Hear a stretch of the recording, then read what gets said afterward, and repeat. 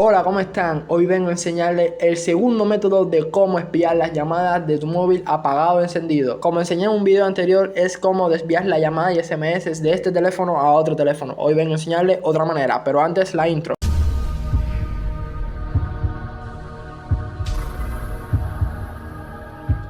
Y bueno, como decía al principio del video, es como desviar las llamadas de este teléfono hacia otro teléfono. Pero esta vez se habrá encendido y apagado. En el video anterior enseñé simplemente cómo hacerlo cuando el teléfono está apagado. Simplemente vamos a llamada y marcamos este código, asterisco, asterisco, 21, asterisco, y el número al cual vamos a desviar las llamadas. Si marcamos 55555555 y numeral, todos los SMS y llamadas que llegarán a este teléfono se desviarán también hacia el otro teléfono que hemos marcado. Llamamos.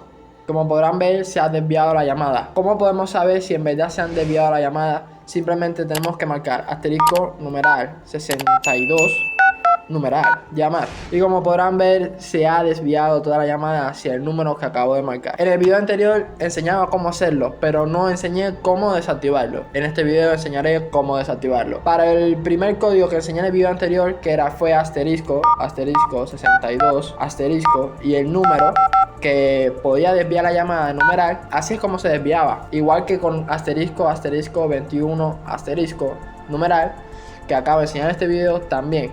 ¿Cómo desactivar este código? Simplemente tenemos que marcar numeral 62 numeral. Con este código desactivamos el desvío de llamada que enseñé en el video anterior. Y aquí, como podrán ver, me ha salido el cartel de desvío de llamada, se ha desactivado el servicio. Para saber si en verdad se ha desactivado, volvemos a marcar asterisco numeral 62 numeral, llamamos. Y como podrán ver, se ha desactivado. Para desactivar el código que marqué ahorita sería numeral 21 numeral llamar. Bueno, los dos códigos hacen lo mismo, funcionan igual, simplemente les estoy enseñando los dos para que vean que sí funciona. Y nada, espero que se suscriban, comenten y les haya gustado el video. Chao, chao.